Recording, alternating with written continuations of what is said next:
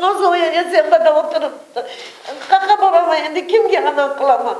Kolunda iştime kemiyinde de uğraşat kılışıyor. 25 мартта Ситора Сайытхожаеванын 22 жаштагы баласы Сардар Нурдинов баңгизатка шектелип камакка алынган. Апасынын айтымында Сардар 5 жашынан атасынан айрылып, бул күнгө чейин ак эмгек менен жумуш кылчу. Баласы камалгандан бери өзүнүн үйүндө эмес, кошунасынын үйүндө жашап жатканын жана кичүү баласын дагы көчөгө чыгаруудан коркуп, жада калса окууга дагы жибербей калган. Өзүмө барып саны камыйманды. Балам айласыдан коркконунан бул ишке барды. Баламы Илхам деген бала Баялы менен тааныштырат.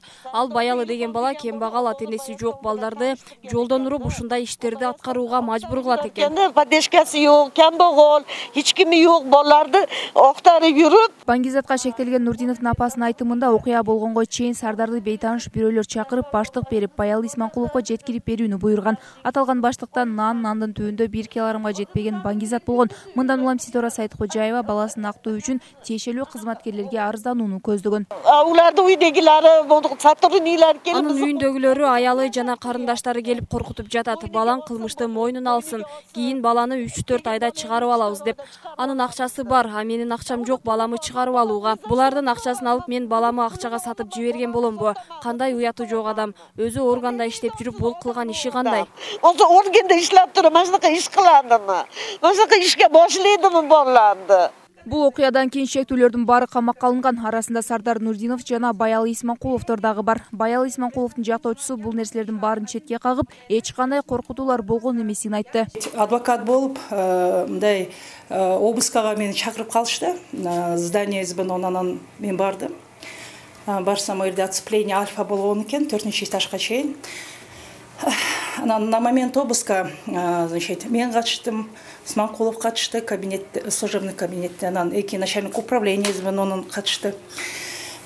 Видеокамералар болду, опер кызматкерлери катышты, следователь катышты.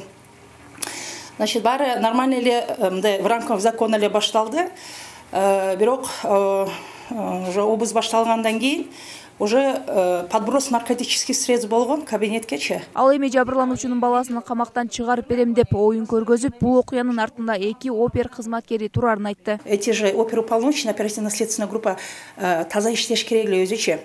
Мына Исманкуловдун кандай десем, то, что он тиешеси жок, бир күн келет, куда каласачы, мына соттор бар, 3 инстанция бар.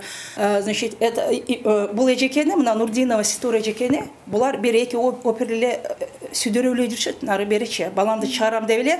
Бул эжекенин акчасы жок, Акипреске чыкканычы төлөгөнү, мындай келгенде. Если сейчас, например, эту эжеке проверить, она гражданка вообще Кыргызстана, она не гражданка Кыргызстана. Эске салсак, 25 мартта Ош облусунун Кара Суу районунда Ички иштер министрлигинин Маңзаттын мыйзамсыз жүгүртүлүшүнө каршы күрөшүү кызматынын Ош боюнча бөлүм башчысы жана маңзат саткандагы 2 адам кармалган. Алар көптөн бери Ош шаарынын жана облустун аймагында ири өлчөмдөгү баңги заттарын сатуу менен алектенип жүргөн деп шектелип жатышат.